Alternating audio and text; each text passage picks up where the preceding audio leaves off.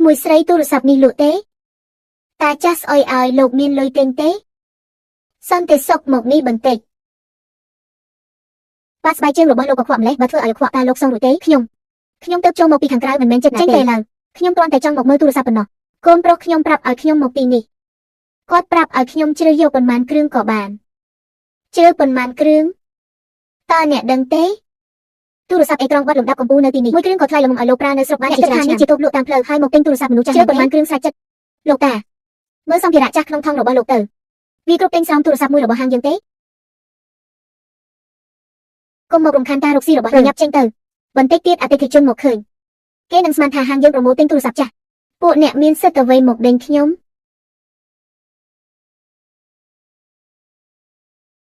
ឆេនឹងអ្នកដឹងទេថាកំពុងនិយាយជាមួយអ្នកណាគាត់គ្រាន់តែចូលមកមើលទូរស័ព្ទប៉ុណ្ណោះមើលទូរស័ព្ទអ្នកមើលសភាពរបស់គាត់ទៅមើលទៅដូចជាអ្នកដែលអាចទិញរបស់នៅទីនេះបានឬកូនស្រីមិនខ្វក់ទេខ្ញុំជាបុគ្គលិកផ្នែកលក់នៅទីនេះឈ្មោះឆេនឹងលោកពូខ្ញុំនាំលោកទៅសម្រាប់នៅកន្លែងត្រជាក់មិនបាច់ទេខ្ញុំឈរមួយសន្ទុះក៏បានមិនអីទេលោកជាភ្ញៀវឆេនឹងអ្នកគ្រាន់តែជាបុគ្គលិកហាត់ការដែលទៅមកហ៊ានមកលុបដៃរឿងអ្នកអតីនៅទីនេះមែនឆេនឹងអ្នកគិតតែច្បាស់ដើម្បីតែបរិសុទ្ធចំណាស់ម្នាក់នេះទៅធ្វើឲ្យបងស្រីឃើញមែនហើយសំទេចូលហាងមកគឺជាភ្ញៀវ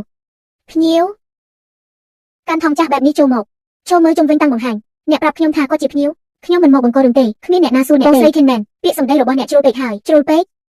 ខ្ញុំមើលទៅអ្នកពិតជាមិនចង់ធ្វើការទៀតហើយនាំតាចាស់ម្នាក់នេះទៅអង្គុយកន្លែងសាកល្បងវេបបើធ្វើឲ្យសាឡុងប្រឡាក់តើអ្នកសងរួចទេកូនស្រីមានរឿងអីទៀតហាងរបស់អ្នកទទួលភ្ញៀវបែបនេះឬទទួលភ្ញៀវក៏ត្រូវមើលថាជាភ្ញៀវប្រភេទណាដែរបងស្រីខៃមែនបើអ្នកពិតជាមានសមត្ថភាពគុំឈរនិយាយតែប៉ុណ្ណោះអ្នកមិនមែនថាចង់ជ្រើប៉ុន្មានជ្រើទៅលោកតាគុំនិយាយតែប៉ុណ្ណោះធ្វើឲ្យឃើញផងលោកតាគុំខ្វល់ពីពួកគេអីកូនស្រីឯងជាកូនល្អម្នាក់ឯងកុំបារម្ភខ្ញុំនឹងមិនឲ្យឯងរងការអយុត្តិធម៌ទេនិយាយធំមែនតែនមើលថែខ្លួនឯងឲ្យបានសិនទៅម៉េចនៅតែចង់មកទទួលអ្នកទៀតកុំឲ្យមួយសន្ទុះទៀតពិតជាហៅអ្នកមកទទួលទំនិញមែនហាស្រដៀងមែន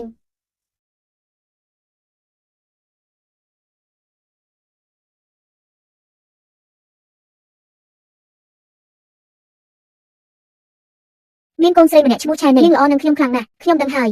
អ៊ីចឹងនៅទិញទូរស័ព្ទទៀតទេម៉ូដែលទាំងអស់ដែលលោកពេញចិត្តទុកទាំងអស់ចុះមុននេះអ្នកនិយាយថាអ្នកជាបុគ្គលិកលក់នៅទីនេះមែនទេបាទខ្ញុំជាបុគ្គលិកលក់ហាត់ការអ៊ីចឹងឲ្យអ្នកជាអ្នកណែនាំខ្ញុំទៅចាំសិនលោកពូមុននេះគ្រាន់តែជាការយល់ច្រឡំខ្ញុំជាបុគ្គលិកលក់ឆ្នាំនៅទីនេះអតិថិជនបែបនេះគួរតែឲ្យខ្ញុំជាអ្នកទទួលមុននេះអ្នកមិនបាននិយាយទេម៉ូដែលនេះអេក្រង់ធំជាង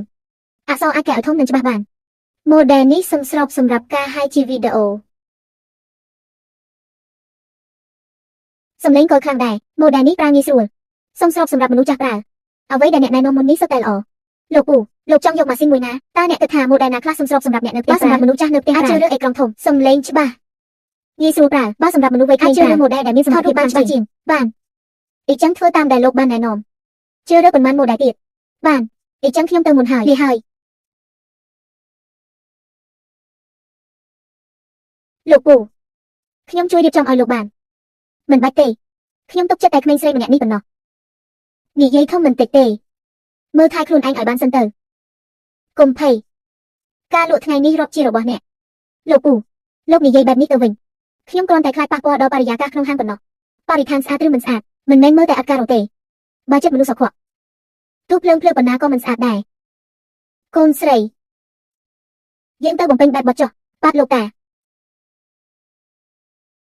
ថ្ងៃក្រោយកុំមើលងាយអ្នកណាដែលដើរចូលមកទៀតមានរឿងអ្វីកើតឡើងអ្នកគ្រប់គ្រងចៅគឺឆៃនឹងទទួលភ្ញៀវដោយគ្មានរបៀបស្ទើរតែប៉ះពាល់ដល់កេរ្តិ៍ឈ្មោះហាងបងខេនមែនអ្នកមិនអាចនិយាយបែបនេះទេខ្ញុំនិយាយខុសត្រង់ណាអ្នកគ្រប់គ្រងចៅពិតជាត្រូវឆៃនឹងរាយការណ៍ទៅបងខេនមែនមុនលោកតាសូមទោសបុគ្គលិកហាងមិនទាន់ចេះការងារខ្ញុំនឹងរៀបចំជូនលោកដោយខ្លួនឯងភ្លាមលោកតាសូមមើលសូមឲ្យក្មេងស្រីម្នាក់នេះទទួលលោកវិញភ្លាមបានឆេនឹងអ្នកមកនេះអ្នកគ្រប់គ្រងចៅគាត់គ្រាន់តែជាអ្នកលក់ហាត់ការប៉ុណ្ណោះតែទើបតែមានតែគាត់ដែលចាត់ទុកខ្ញុំជាមនុស្សទើបមុននេះមានរឿងអ្វីកើតឡើងពិតប្រាកដវាគ្រាន់តែជាការយល់ច្រឡំបន្តិចកាមេរ៉ាសុវត្ថិភាពមានភស្តុតាងលោកតានៅហាងចៅគ្រាន់តែចង់មើលទូរស័ព្ទប៉ុណ្ណោះខ្ញុំត្រូវទៅជាមួយគាត់បងស្រីខៃមែនឲ្យនាងចេញទៅឆេនឹងគ្រប់គ្រាន់ហើយឪពុករបស់លោកឆេននៅចំពោះមុខអ្នកទាំងអស់គ្នា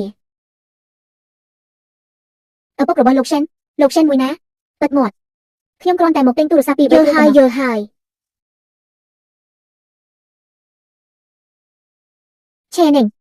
ទទួលបដិសណ្ឋារកិច្ចលោកតាសិនឲ្យបានល្អខ្ញុំនឹងទទួលបដិសណ្ឋារកិច្ចខាងចៅល្អខ្ញុំទៅជាអ្នកលក់ឆ្នាំអតិថិជនប្រភេទនេះខេមែន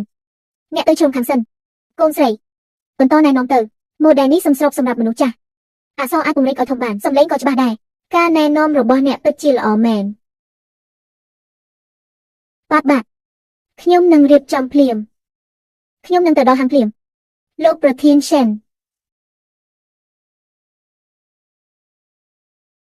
ជំរាបសួរលោកប្រធានសិនប៉ាមិនអីទេមុននេះគឺអ្នកដែលបានមើលថែឪពុកខ្ញុំមែនទេខ្ញុំគ្រាន់តែធ្វើអ្វីដែលគួរធ្វើប៉ុណ្ណោះក្មេងស្រីនេះល្អណាស់មុននេះអ្នកបាននិយាយថាឪពុកខ្ញុំមើលទៅមិនដូចជាភ្ញៀវទេលោកប្រធានសិនខ្ញុំមិនដឹងថាគាត់ជាឪពុករបស់លោកទេអញ្ចឹងភ្ញៀវធម្មតាអាចត្រូវបានដេញចេញមែនទេលោកប្រធានសិនទាំងអស់នេះជាការយល់ច្រឡំអ្នកក៏ពាក់ព័ន្ធដែរលោកប្រធានសិនជាកំហុសរបស់ខ្ញុំដែលគ្រប់គ្រងមិនបានល្អមែនខ្ញុំក៏ធ្វើដើម្បីការពាររូបភាពរបស់ហាងដែរ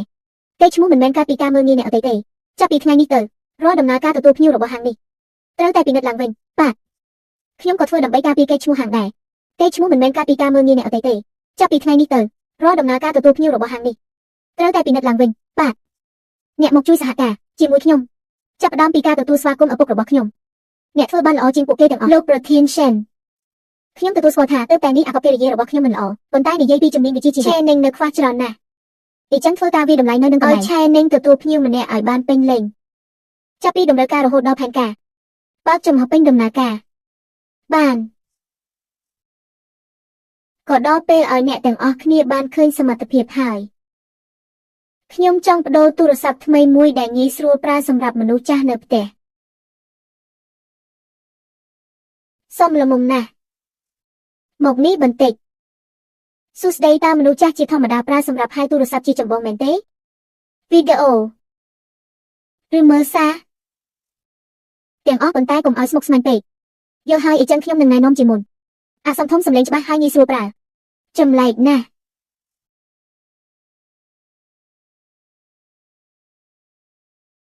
ម៉ូដែលទាំងនេះបង្ហាញថាអស់ស្តុកសូម្បីតែស្តុកក៏មិនពិនិត្យឲ្យច្បាស់នៅហ៊ានទទួលភ្ញៀវទៀតខ្ញុំបានបញ្ជាក់ការពីព្រឹករួចហើយមានស្តុកបន្តពិនិត្យទៀតស្តុកត្រូវបានចាក់សោជាបណ្ដោះអាសន្នអ្នកណាចាក់សោស្តុករបស់អ្នកខ្ញុំចុចខុសដោយចៃដន្យ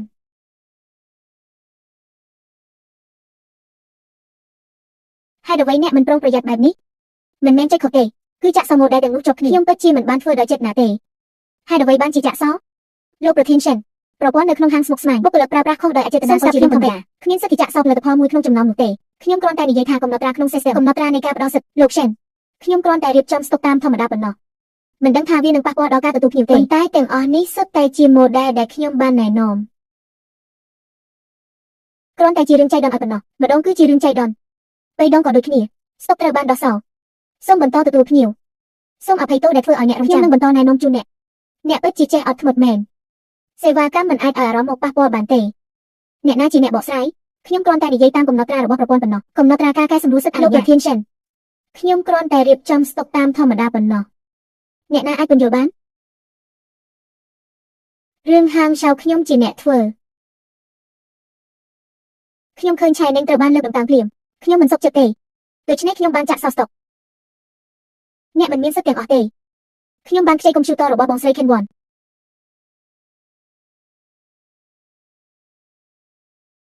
លោកឆេនខ្ញុំនឹងដោះស្រាយភ្លាមអ្នកគិតយ៉ាងម៉េច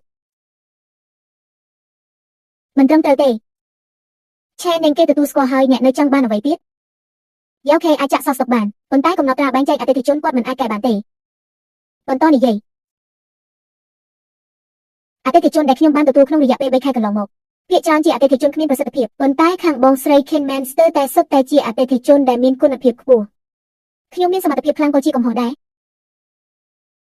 បើសិនជាដោយសារសមត្ថភាពហេតុអ្វីបានជាការបែងចែកក្នុងប្រព័ន្ធត្រូវបានកែដោយដៃជានិច្ច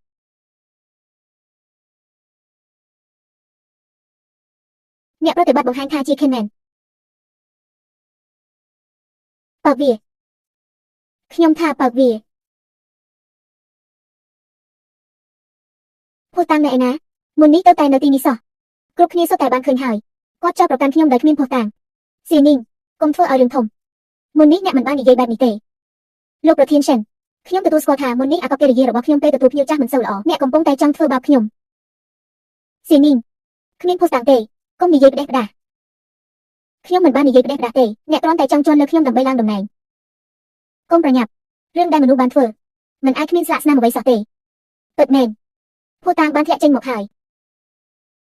ឥឡូវនេះនៅមានការយល់ច្រឡំទៀតទេខ្ញុំធ្វើដើម្បីបង្កើនលទ្ធផលលក់របស់ហាងដូច្នេះទើបអាចដណ្ដើមអតិថិជនរបស់បុគ្គលិកហើយបីបានអតិថិជនធម្មតាសិនកុំទាន់ដោះស្រាយបញ្ហាតូចអាចកែប្រែបានបញ្ហាធំត្រូវតែស៊ើបអង្កេតតើរឿងយឺតក្នុងវគ្គនេះត្រូវធ្វើម៉េចពិតមាត់តើជានរណា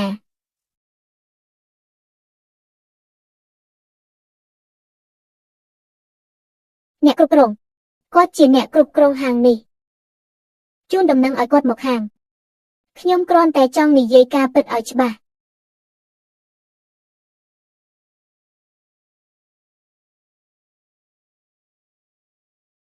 ការពិតអ្នកគិតថាមានអ្នកការពារអ្នកហើយអ្នកឈ្នះហើយមែនទេកូនស្រីកុំធ្វើឲ្យផ្លូវរបស់ខ្លួនកាន់តែចង្អៀតលោក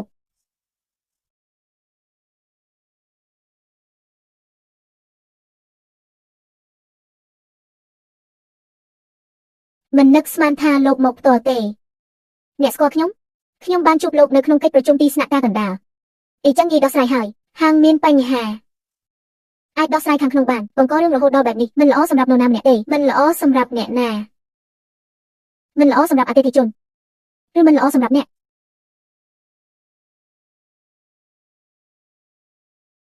គឺអនុវត្តការលក់ភាពក្លាហានរបស់អ្នកមិនតិចទេភាពក្លាហានរបស់គេមិនតិចទេគឺដោយសារមានអ្នកណាម្នាក់មានអារម្មណ៍ខុសលោកហាងនីមួយមានច្បាប់ប្រតិបត្តិការរបស់ខ្លួនអ្នកលក់ហាត់ការម្នាក់រំខានក្រុមងាយប៉ះពាល់ដល់របៀបរៀបរយទាំងមូលលោកគ្រប់គ្រងនិយាយត្រឹមត្រូវជាធម្មតាមិនសូវចូលរួមជាមួយអ្នកអតីតទេជាធម្មតាអ្នកមិនសូវចូលរួមជាមួយអ្នកអតីតទេខ្ញុំគ្រាន់តែចង់ទទួលភ្ញៀវតាមច្បាប់ប៉ុណ្ណោះនិយាយស្ដាប់ទៅល្អណាស់អ្នកមិនអាចទទួលបានអតិថិជនហើយនិយាយថាអ្នកអតីតដណ្ដើមរបស់អ្នកលោកសមត្ថភាពមិនអាចបញ្ជាក់ដោយចិត្តល្អមួយផ្លែកទេអញ្ចឹងពឹងលើអ្វីលទ្ធផលការងារបានថ្ងៃនេះឲ្យទទួលភ្ញៀវដោយខ្លួនឯងអ្នកណាក៏មិនអនុញ្ញាតឲ្យជ្រៀតជ្រែកឡើយបើលោកបាននិយាយហើយអញ្ចឹងសាកមើលទៅខ្ញុំត្រូវការគម្រោងម៉ាស៊ីនប្រើប្រាស់សម្រាប់មានស្ថិរភាពនិងងាយស្រួលគ្រប់គ្រងយកតែពាក្យមកបញ្ឆោតខ្ញុំអតិថិជននេះពិបាកដោះស្រាយបំផុតទៅចុះសួស្តីខ្ញុំសូមស្វែងយល់ពីបរិយាកាសប្រើប្រាស់របស់លោកខ្ញុំគ្មានពេលស្ដាប់រឿងមិនចាំបាច់ទេអីចឹងខ្ញុំសួរតែ3សំណួរចំនួនអ្នកប្រើគោលបំណងសំខាន់តម្រូវការបន្តពីលោកមនុស្ស30នាក់ការិយាល័យប្រចាំថ្ងៃការទំនាក់ទំនងវីដេអូការផ្ទេរទិន្នន័យសេវាបន្តពីលោកត្រូវតែលឿនយល់ហើយអ្វីដែលលោកត្រូវការមិនមែនជាម៉ាស៊ីនមួយដែលមានកំណត់ខ្ពស់បំផុតទេប៉ុន្តែជាការគ្រប់គ្រងរួមការទំនាក់ទំនងមានស្ថិរភាពនិងការឆ្លើយតបសេវាលឿនបន្តទៅទៀតម៉ូដែលនេះសំស្របសម្រាប់អ្នកគ្រប់គ្រងមានប្រសិទ្ធភាពខ្លាំងម៉ូដែលនេះសំស្របសម្រាប់បុគ្គលិកធម្មតាមានស្ថិរភាពនិងប្រើបានយូរម៉ូដែលនេះសំស្របសម្រាប់អ្នកធ្វើការក្រៅទីតាំងថ្មប្រើបានហើយអ្វីមិនប្រើម៉ូដែលកំណត់ខ្ពស់បំផុតទាំងអស់មិនចាំបាច់ទេប្រើកំណត់ខ្ពស់បំផុតដូចគ្នាទាំងអស់នឹងខ្ជិះខ្ជាយមុខងារហើយបង្កើនការលំបាកក្នុងការគ្រប់គ្រងពេលក្រោយអតិថិជនចង់បានគម្រោងកម្រិតខ្ពស់តើអ្នកណែនាំរបស់ទាំងនេះមិនអភិរក្សពេកទេភាពល្អឥតខ្ចោះមិនមែនជាការបន្ថែមការកំណត់រចនាសម្ព័ន្ធច្រើនទេគឺការដោះស្រាយបញ្ហាបានត្រឹមត្រូវខ្ញុំចូលចិត្តពាក្យនេះខ្ញុំស្នើឲ្យសាកល្បងប្រើក្នុងទំហំតូចជាមុនបន្ទាប់ពីបញ្ជាក់ថាមានស្ថិរភាពហើយទើបកំណត់រចនាសម្ព័ន្ធបន្ទាប់ពីនិយាយរួចបង្កើតអ្នកទំនាក់ទំនងផ្ទាល់ខ្លួនដោះស្រាយបញ្ហាឧបករណ៍ជាកណ្ដាលជៀសវាងឲ្យបុគ្គលិកត្រូវរត់ទៅមកដោយខ្លួនឯងគំនិតលក់ជាក់ស្ដែងនេះច្បាស់ជាងអ្នកលក់ឆ្នាំរបស់អ្នកទៀតមានគ្រាន់តែមានសំណាងប៉ុណ្ណោះការស្ដាប់តម្រូវការក៏ហៅថាសំណាងដែរចាប់ពីពេលនេះទៅគម្រោងរបស់ក្រុមខ្ញុំនឹងរកអ្នកអរគុណដែលលោកទុកចិត្តខ្ញុំបាននិយាយហើយថាក្មេងស្រីនេះអាចធ្វើបានឥឡូវនេះនាងមានសិទ្ធិហើយឬនៅមើលទៅពិតជាដូចមនុស្សម្នាក់ក្នុងមួយវិនាទីអតិថិជនមុននេះបានសប្បាយចិត្តហើយខ្ញុំគ្រាន់តែបំពេញការទទួលភ្ញៀវផ្អែកលើលោកសេនជាអ្នកគ្រប់គ្រងពិតណាស់វានិយាយបានងាយខ្ញុំមិនបានពឹងលើនរណាម្នាក់ទេអត់ទេខ្ញុំបានការពារអ្នកប្រហែលជាត្រូវបានបងខៃមិនខ្ញុំមិនដែលគិតចង់ប្រកួតជាមួយអ្នកទេតែគិតថាមនុស្សគ្រប់រូបដែលចូលមកទីនេះគួរតែត្រូវបានគោរពយ៉ាងយកចិត្តទុកដាក់អ្នកគិតថាខ្លួនឯងខ្ពង់ខ្ពស់ណាស់មែនទេមិនមែនថាខ្ពង់ខ្ពស់ទេ ប៉ុន្តែនេះជាអ្វីដែលអ្នកលក់គួរធ្វើឆែនឹងអ្នកនិយាយបានល្អណាស់ប៉ុន្តែតើអ្នកពន្យល់យ៉ាងណាចំពោះការតវ៉ាមុននេះការតវ៉ាអ្វីកាលពី3 ខែមុនឆែនឹងត្រូវបានអតិថិជនដឹងតវ៉ាស្ទើរតែធ្វើឲ្យហាងបាត់បង់កិច្ចសហការរឿងនោះមិនមែនបែបនេះទេមានភស្តុតាងជាលាយលក្ខណ៍អក្សរអ្នកនៅចង់បដិសេធទៀតលោកឆែនប្រាំមនុស្សបែបនេះជាគំរូវាមិនសមរម្យទេមែនទេឈ្មោះអតិថិជនពេលវេលាយូរពេកហើយមិនអាចតាក់ទងបានទេខ្ញុំចាំនាងបាននាងត្រកូលឡើងនាងមកជំនួសឧបករណ៍ឲ្យម្ដាយរបស់នាងហេតុអ្វីបានជាប្តឹងតវ៉ាអ្នកព្រោះខ្ញុំទូចឲ្យដោះស្រាយបញ្ហាឧបករណ៍របស់នាងបងខេនមែននិយាយថាវានឹងប៉ះពាល់ទិន្នន័យហាងហើយមិនអនុញ្ញាតឲ្យខ្ញុំបន្តអ្នកនិយាយកុហកក្រោយមកអតិថិជនរងចាំយូរពេកបាត់បង់ការគ្រប់គ្រងអារម្មណ៍ការតវ៉ាត្រូវបានកត់ត្រាក្រោមឈ្មោះខ្ញុំភូតាំងនៅឯណាកូនស្រីគ្រូសាឡែងនោះខ្ញុំស្គាល់ភូតាំងនៅឯណាកូនស្រីគ្រូសាឡែងនោះខ្ញុំស្គាល់ម្ដាយរបស់នាងធ្លាប់រស់នៅអគារជាប់ខ្ញុំតាក់ទងអតិថិជនមកគឺអ្នកបងស្រីឡែងកាលពីមុនមិនមែនជាបញ្ហារបស់នាងទេគឺនាងតែងតែជួយខ្ញុំរត់ការទៅមុខទៅក្រោយលោកស្រីឡែងអ្នកគឺខ្ញុំចាំបានច្បាស់ណាស់មនុស្សដែលពិតជារារាំងមិនឲ្យដោះស្រាយគឺអ្នកលោកតាសិនដើមឡើយលោកក៏នៅទីនេះដែរចៃដន្យមែនទោះបីការតវ៉ាចាស់មានកំហុសក៏ដោយក៏មិនអាចបញ្ជាក់ថាហាងទាំងមូលមានបញ្ហាទេដូច្នេះលើកនេះខ្ញុំមកតើរាប់ថាជាបញ្ហាទេយ៉ានយ៉ាវមុនពេលមកថ្ងៃនេះអ្នកមិនបាននិយាយថាសេវាកម្មហាងនេះល្អទេរបាយការណ៍ស្អាតទិន្នន័យមើលទៅល្អតែចិត្តមនុស្សមិនស្អាតទេខ្ញុំវិនិយោគលើប្រព័ន្ធសេវាកម្មមិនមែនលើលេខខាងក្រៅទេវិនិយោគគឺជាអ្នកទទួលខុសត្រូវសំខាន់នៃគម្រោងបទពិសោធន៍ឆ្លាតវៃនេះការស្លៀកពាក់ធម្មតាមិនមានន័យថាខ្ញុំមិនយល់ទេថ្ងៃនេះខ្ញុំមិនមករករឿងទេគ្រាន់តែចង់មើលថាមនុស្សធម្មតាចូលមកនឹងត្រូវគេប្រព្រឹត្តយ៉ាងដូចម្តេចជូនដំណឹងទៅក្រុមត្រួតពិនិត្យពីទីស្នាក់ការកណ្ដាលថ្ងៃស្អែកចូលហាងលោកឆែនមិនចាំបាច់ទេមែនទេថាចាំបាច់ឬអត់ពិនិត្យរួចនឹងដឹងយប់នេះត្រូវចាត់ការរបស់ដែលមិនគួរទុកកំណត់ត្រាការបែងចែកអតិថិជនការអនុញ្ញាតខុសប្រក្រតីអ្វីដែលលោកបានត្រូវលោកទាំងអស់ទីស្នាក់ការធំមានការបំរុងទុកអាចពន្យាពេលបានមួយថ្ងៃគឺមួយថ្ងៃបានឬហើយខ្ញុំមិនបាននិយាយអ្វីទាំងអស់អ្នកនៅចង់បន្តធ្វើខុសទៀតឬខ្ញុំគ្មានជំរឿទេបើខ្ញុំមិនតាមពួកគេខ្ញុំនឹងមិនអាចនៅបន្តបានទេអ្នកអាចនិយាយការពិតបាននិយាយចេញមកខ្ញុំក៏ចាប់ដែរធ្វើខុសត្រូវទទួលខុសត្រូវប៉ុន្តែបន្តធ្វើខុសនឹងកាន់តែពិបាកត្រឡប់ក្រោយ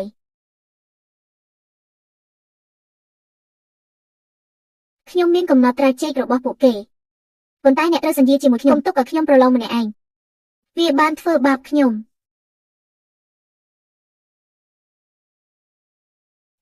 ចង់ចាំម្ដងទៀតកាលពីដំបូងអ្នកមិនមែនជាអ្នកចាក់សោះស្តុកទេភួសតាំងនៅឯណាឥឡូវនេះនៅក្នុងដៃខ្ញុំប្រកូលទូរស័ព្ទឲ្យគាត់វិញអ្នកគិតថាអ្នកជាអ្វីគេមិនរាប់បញ្ចូលទេចុះខ្ញុំវិញរាប់បញ្ចូលទេអ្នកចង់និយាយអ្វីនិយាយឥឡូវនេះគិតតែច្បាស់គឺឈិនមែនបានឲ្យខ្ញុំចាក់សោះស្តុកអ្នកគ្រប់គ្រងឆើបានឲ្យពួកយើងកែសម្រួលការបែងចែកអតិថិជនផ្ដល់អតិថិជនកម្រិតខ្ពស់ទាំងអស់ឲ្យខេនមែនទូរស័ព្ទរបស់ខ្ញុំត្រូវបានគេលួចប៉ុន្តែកំណត់ត្រាខ្ញុំបានបំរុងទុករួចហើយទាំងអស់នៅទីនេះប្រមូលភស្តុតាងជាមុនវាមិនអាចបញ្ជាក់ថាខ្ញុំជាអ្នកបញ្ជាឲ្យធ្វើទេនៅទីនេះមានសម្លេងរបស់អ្នកប្រកួតអតិថិជនខេនមែនកុំឲ្យអ្នកថ្មីចូលមកប៉ះ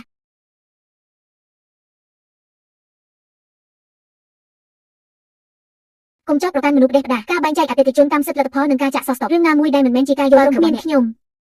តើអ្នកអាចខ្លាចជាអ្នកលួចល្អបំផុតបានទេដូច្នេះអ្នកបានទទួលស្គាល់ហើយទាំងអស់ត្រូវបានកត់ត្រាទុកហើយក្រុមត្រួតពិនិត្យលោកឆែនជាកំហុសរបស់ខ្ញុំដែលមិនបានពិនិត្យទេគឺជាការអនុញ្ញាតឲ្យគេចេញកូនស្រីឃើញហើយឬនៅមនុស្សត្រូវដើរតាមផ្លូវត្រឹមត្រូវលោកឆែនយើងបានទទួលឯកសារដែលបានទេមកហើយបន្ទាប់ពីនេះអនុវត្តតាមបទបញ្ជាលទ្ធផលត្រួតពិនិត្យនឹងចេញឆាប់ត្រូវបានដកសិទ្ធិគ្រប់គ្រងតំបន់និងទទួលការស៊ើបអង្កេតបន្ថែមត្រូវបានលុបចោលសិទ្ធិជាអ្នកលក់ល្អបំផុតនិងផ្លាស់ប្ដូរចេញពីតួនាទីស្នូលដោយសារការធ្វេសប្រហែសក្នុងការគ្រប់គ្រងត្រូវបានផ្លាស់ប្ដូរតួនាទី រក្សាតំណែងដោយសារបានស្ម័គ្រចិត្តដាក់ផុសតាងចាប់ពីថ្ងៃនេះទៅអ្នកនឹងបណ្ដោះអាសន្នធ្វើជាអ្នកទទួលខុសត្រូវសេវាកម្មហាងលោកខ្ញុំមិនមានបទពិសោធន៍គ្រប់គ្រាន់ទេបទពិសោធន៍អាចរៀនបានចិត្តស្មោះពិបាករកខ្ញុំខ្លាចធ្វើមិនបានល្អអញ្ចឹងចាប់ផ្ដើមពីអ្វីដែលសាមញ្ញបំផុតអ្វីបង្រៀនគ្រប់គ្នាឡើងវិញពីរបៀបទទួលភ្ញៀវដែលចូលមកចាប់ពីពេលក្រោយមិនថាអតិថិជនស្លៀកពាក់អ្វីកាន់អ្វីឬសួរអ្វីត្រូវឆ្លើយតបដោយយកចិត្តទុកដាក់ជាមុនយល់ហើយការពីមុនគឺជាកំហុសរបស់ពួកយើងសូមអភ័យទោសមនុស្សដែលអ្នកគួរសុំទោសមិនមែនមានតែខ្ញុំទេលោកតាសូមអភ័យទោសដឹងកំហុសហើយកែប្រែបាននៅតែមានឱកាសតើហាងនេះអាចកែមកឲ្យប្រសើរឡើងបានទេវាអាស្រ័យលើអ្នកខ្ញុំនឹងខិតខំប្រឹងប្រែងសូម្បីតែសំណួរសាមញ្ញបំផុតរបស់អតិថិជនក៏មិនអាចឆ្លើយបែបលំអៀងបានទេការស្ទាក់ស្ទើររបស់អតិថិជនមិនមែនជាការខ្ជះខ្ជាយពេលវេលាទេតែជាតម្រូវការឲ្យគេយល់ចិត្តបើអតិថិជនគ្រាន់តែមើលវិញនោះទុកឲ្យគាត់មើលដោយសុខចិត្តលោកពូសូមស្វាគមន៍លោកតាចង់មើលម៉ូដែលណាខ្ញុំនឹងយកឲ្យលោកតាលើកនេះទៅដូចជាហាងមួយលោកតាមកហើយនៅតែមកលក់ទូរស័ព្ទមែនទេប៉ាចង់ទិញប៉ុន្មានគ្រឿងទៀតរឿងនេះត្រូវសួរឆែនឹងគាត់យល់ហើយឆែនឹងថាតើនាងព្រមទទួលយកហាងនេះជាផ្លូវការឬអត់កូនស្រីកុំខ្លាចឆែនឹងពួកយើងនឹងជួយអ្នកខ្ញុំយល់ព្រមចាប់ពីថ្ងៃនេះទៅអ្នកគឺជាអ្នកទទួលខុសត្រូវនៅទីនេះខ្ញុំនឹងធ្វើឲ្យមនុស្សគ្រប់គ្នាដែលទទួលបានការយកចិត្តទុកដាក់យ៉ាងហ្មត់ចត់លោកសិនហាងបទពិសោធន៍មួយទៀតក៏មានបញ្ហាស្រដៀងគ្នាត្រៀមរួចហើយឬនៅត្រៀមរួចហើយ